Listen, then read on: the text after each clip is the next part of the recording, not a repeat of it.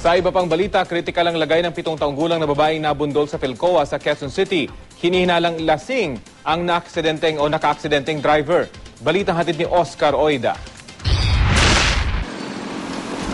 Nalalagay ngayon sa alanganin ng 7 taong gulang na batang babae na si Angel Senyar. Makaraang mabundol ng kotseng ito sa Philcoa, Quezon City mag-aalas 2 sa madaling araw. Tumatawid daw noon ang batang si Angel kasama ang kanyang ina nang mabundol siya ng naturang sasakyan.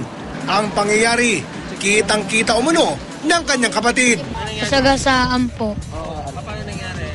Kasi po, yung driver po, nandito po sa may daanan ng underpass, biglang lumiko po siya na kabilis. Lumipad po kapatid ko pataas.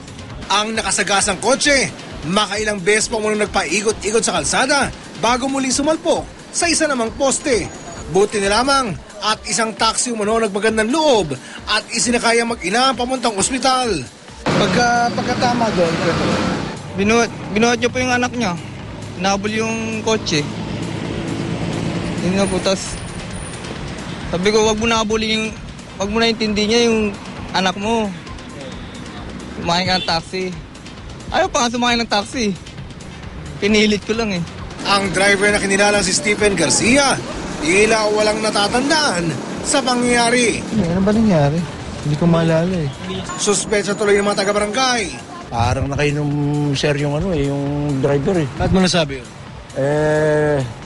Parang gaganong-ganon eh. Saka parang amoy alak kanina eh. Ayon sa mga taga-barangay, matagal na nilang sakit ng ulo ang mga tumatawid sa naturang lugar.